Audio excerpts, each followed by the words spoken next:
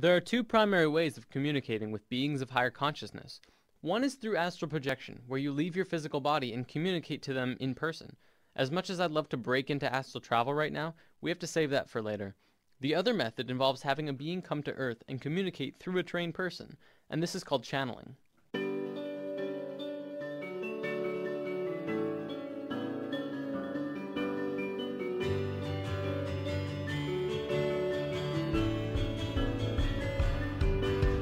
Channeling is a natural form of communication between humans and beings of higher consciousness, included but not limited to angelic beings, spirits of nature, non-physical entities, or even animals and pets.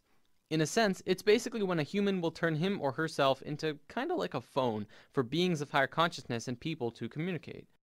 A channeler can choose who or what they want to channel. As long as the other party has an interest in communicating, the link is made and the channeling can begin. Now don't worry, there's no possession or anything harmful taking place here. The body is still under the complete control of the channeler. But the channeler and spirit are communicating through thought. Messages are communicated on levels of emotion and thought rather than spoken word. The channeler will then decipher what the spirit tells him into human language. Contrary to popular belief, entities do not generally use human languages because it is considered awkward and clumsy. The majority of this message is conveyed through an elegant series of sensory feelings. Let's talk about animal communication, because this is a form of channeling that you yourself can do. Channeling pets is one of the easiest forms of this art. Pets, of course, do not use human language, but they have a strong desire to communicate with humans.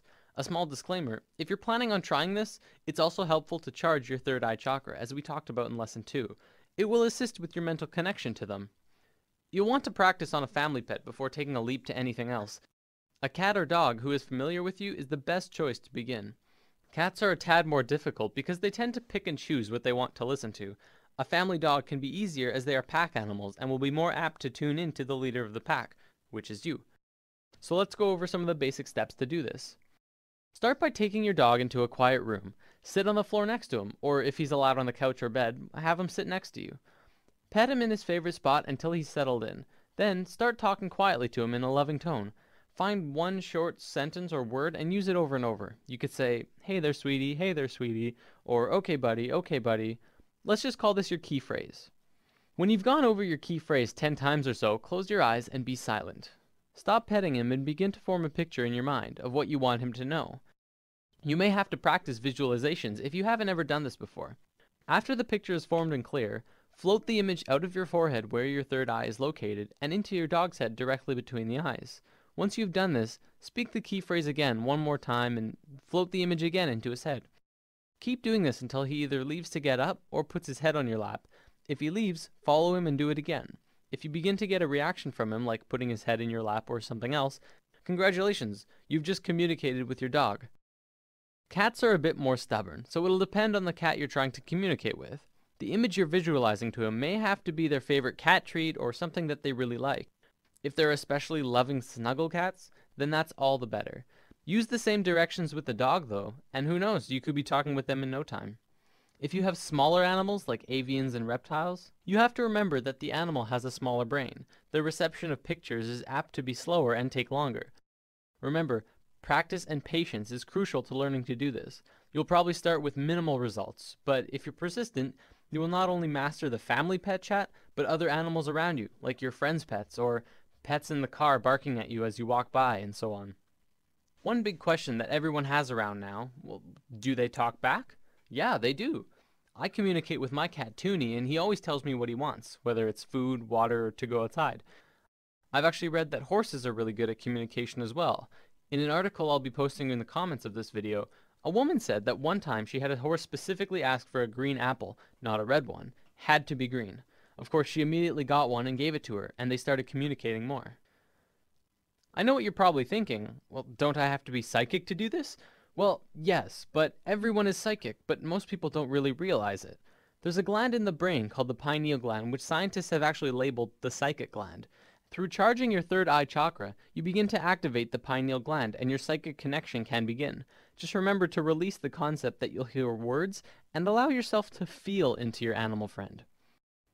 So now we understand how to channel beings of lower consciousness, animals, For beings of higher consciousness, it's essentially the same thing, only reversed.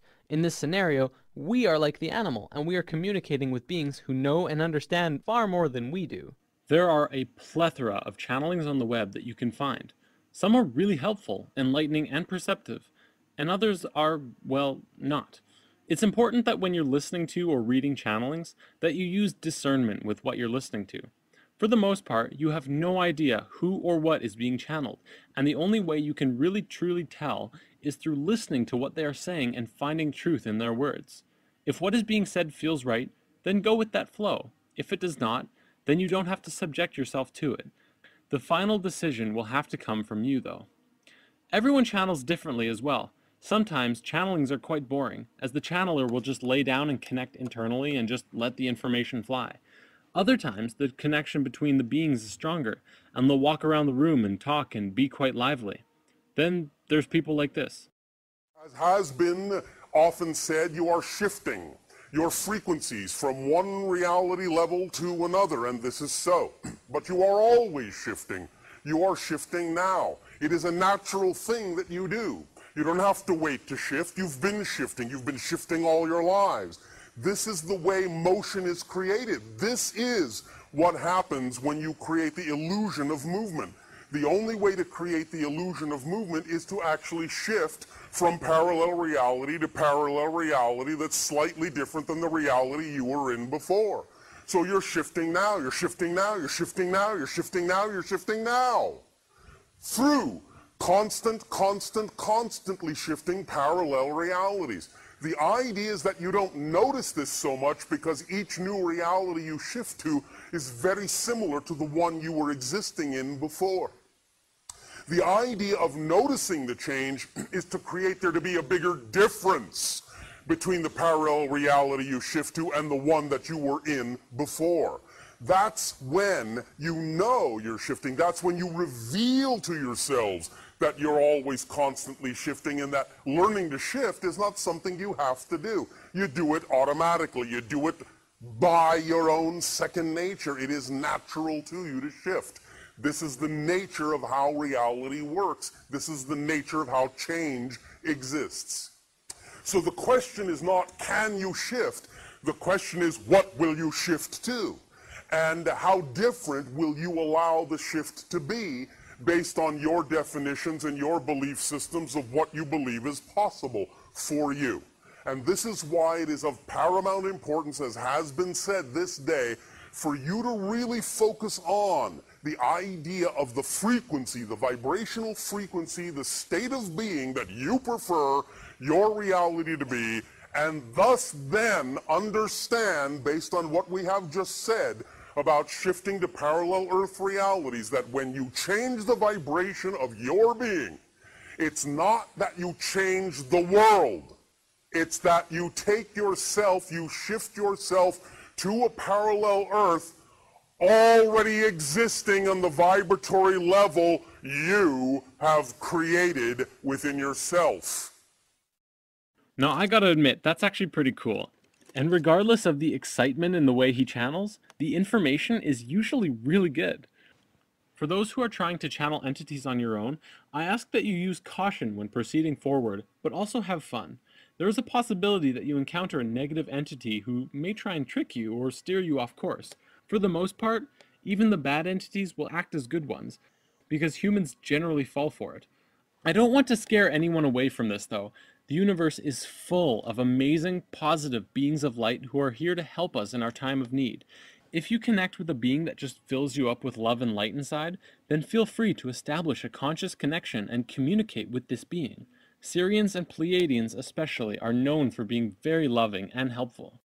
Sirians come from Sirius, the brightest star in the sky.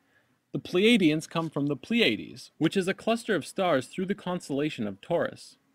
To learn more about this, I recommend reading the book Bringers of the Dawn, or listening to the audiobook, which is available on YouTube. A lot of the information